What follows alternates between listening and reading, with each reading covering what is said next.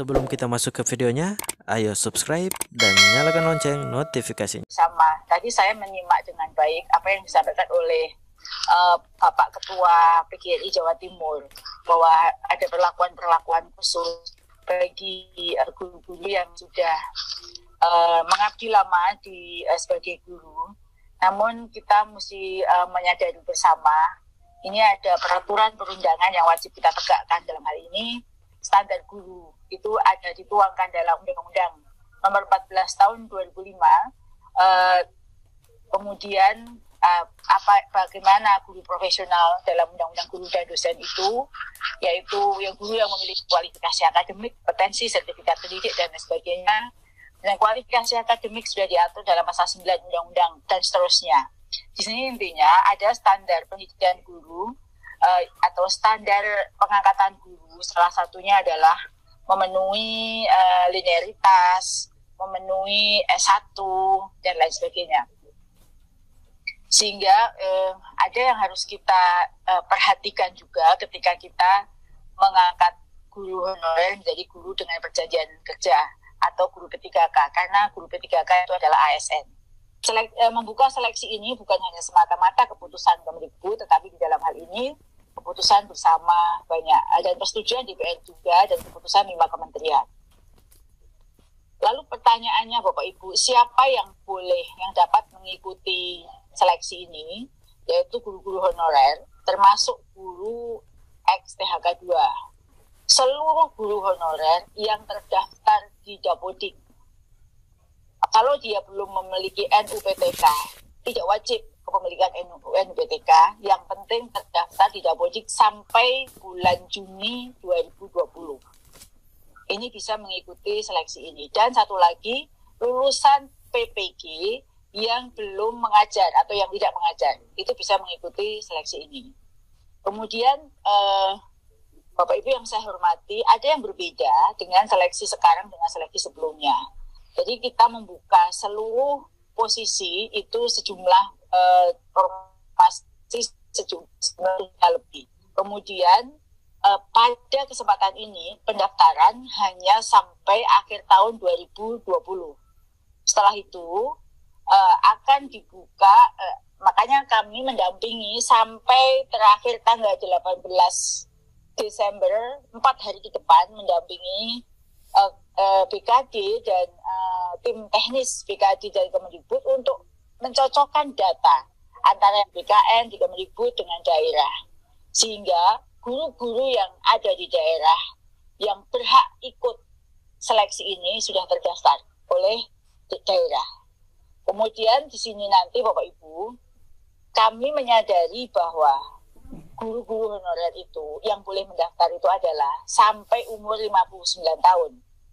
Nah, karena sampai umur 59 tahun, berdasarkan pengalaman kami melakukan coaching klinik di 3 wilayah, memang tidak seluruh guru itu, meskipun sekarang berada di era revolusi industri 4.0, itu memahami benar sistem TIK, teknologi informasi komunikasi, sementara nanti ujiannya adalah berbasis komputer.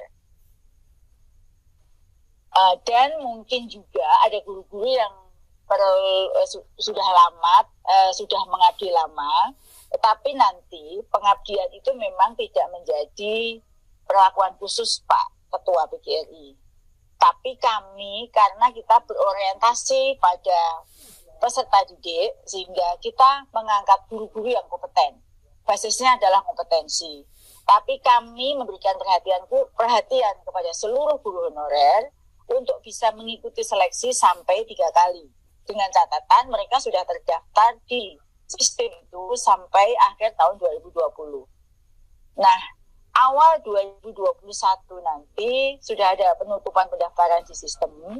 Kemudian bagi guru-guru yang mengajar di sekolah itu dan formasinya kebetulan ada di sekolah itu, bisa langsung memilih formasi itu.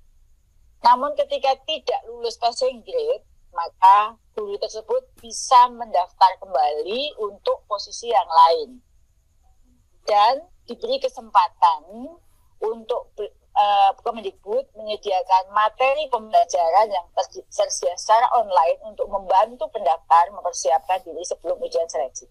Materi-materi itu adalah related dengan seleksinya. Setiap pendaftar diberi kesempatan untuk mengikuti ujian seleksi hingga 3 kali. Jika gagal pada seleksi pertama, maka dapat belajar dan mengulang ujian hingga 2 kali lagi. Dan yang membedakan lagi, seluruh biaya ujian seleksi ditanggung oleh Kemendikbud, sehingga tidak ada pemerintah daerah yang harapannya tidak ada yang terhambat dalam pelaksanaan ujian ini. Ada beberapa informasi yang tambahan dari saya terkait dengan hal ini, bahwa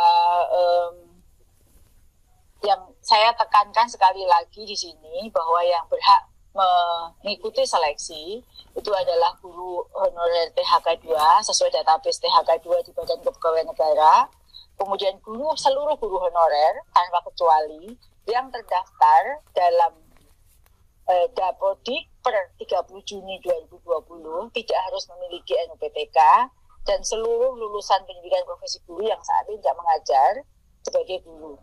Pertanyaannya, bagi yang tidak terdaftar di Dapodik, dia tidak bisa ikut. Karena basis kami adalah data, kita bisa mengetahui berapa orang jumlah kebutuhan guru itu ya dari data pokok pendidikan.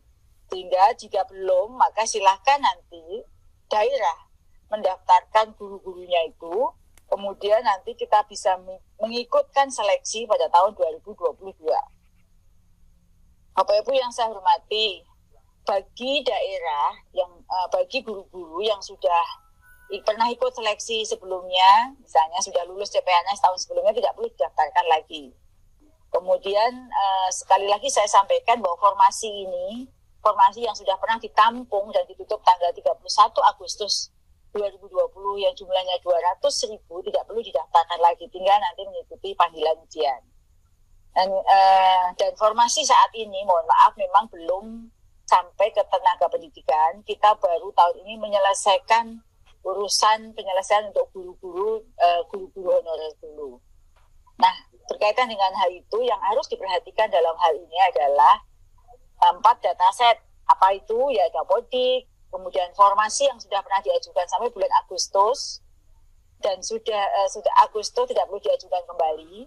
CPNS yang sudah lulus tahun 2019 tidak perlu diajukan kembali. PPK yang sudah lulus tahun 2019 tidak perlu diajukan kembali. Karena itu tinggal nunggu pemberkasan dan pengangkatan atau SK. Nah, pengajuan formasi tidak perlu lagi dilengkapi dengan kualifikasi pendidikan, ya, karena kami untuk kualifikasi itu sudah diseragamkan oleh Kemendikbud. Bapak Ibu mungkin sudah mengikuti atau mendaftarkan di latar belakang pendidikan kualifikasi itu, karena memang syaratnya harus linear, tapi karena kalau berdasarkan Permendikbud yang ada, itu banyak sekali lulusan yang tidak linear, maka kami mencoba mendaftarkan seluruh lulusan apapun itu agar semua guru bisa mendaftar, yaitu melalui info GTK ya. Jadi kemarin itu guru-guru sudah kami minta untuk mendaftarkan latar belakang pendidikan kampusnya. Misalnya kalau dulu saya ini lulusan UN IKIP Jakarta, nanti di sistem tidak ada, kemudian latar belakang pendidikan saya tidak nampak, maka nanti kami di sini sudah melatar belakang S1 maupun D4 yang harus linear dengan mata pelajaran diajarkan. Maka bulan November Desember ini sampai saat ini setiap calon peserta sudah diminta mengisi latar belakang S1 D4-nya di situs info GTK atau info.gtk.kemdikbud.go.id. Harapannya apa? Kalau lulusan linearitas atau latar belakang pendidikannya tidak terdaftar dalam daftar, nanti kami akan masukkan kembali. Ini sudah kesepakatan dengan kementerian lain agar nanti seluruh guru itu bisa, yang latar belakang pendidikan guru itu bisa tertampung. Kemudian Bapak Ibu yang saya hormati, ada mungkin informasi lain lagi. Informasi yang tadi saya sampaikan itu sudah dibuka saat ini dan akan ditutup pada akhir tahun 2020. Kemudian jika ada usulan yang tidak sesuai, ya misalnya bahasa Inggris uh, untuk SD itu harus di drop, atau nama sekolah tidak ada itu harus di drop. Ya, Prof Nunuk, sambil dijelaskan yang lain, ada satu yang perlu saya tanya. Saya Ketua PGRI Provinsi Jawa Timur. Bagi sahabat-sahabat yang di sekolah swasta, apakah besok setelah bisa P3K itu masuk kembali ke sekolah swastanya atau harus ke negeri? Ya. Sebaliknya juga yang negeri apabila kepingin ke swasta apa juga boleh ke swasta. Terima kasih. Ya, untuk tahun ini, ya baik, terima kasih Pak. Untuk tahun ini pengangkatannya hanya di sekolah negeri. Nah, di sini yang boleh mendaftar tidak hanya guru honorer di sekolah negeri, tapi juga guru honorer yang di sekolah swasta untuk diangkat di sekolah negeri. Wah, karena itu yang menjadi pemikiran, khawatir justru swasta pun dalam kesempatan ini adalah membantu pemerintah. Kalau ini nanti yang dari swasta sekian ini bisa terangkat dan diletakkan di negeri, kan juga menjadi persoalan sosial yang juga yayasan sendiri yang menjadi rugi, yang sekian dididik, dibantu, didewasakan, dan khawatir itu menjadi persoalan. Mohon direkomendasi Prof untuk diusulkan agar ditetapkan pada posisi sekolah yang selama ini ada. Ya. Terima kasih Pak, usulannya kami tampung. Tapi kemarin itu sepertinya memang masih fokus itu. Harapannya bagi guru di swasta yang sudah menjadi guru tetap yayasan, yang kesejahteraannya sudah baik, kita bertahan di swasta. Sebenarnya itu.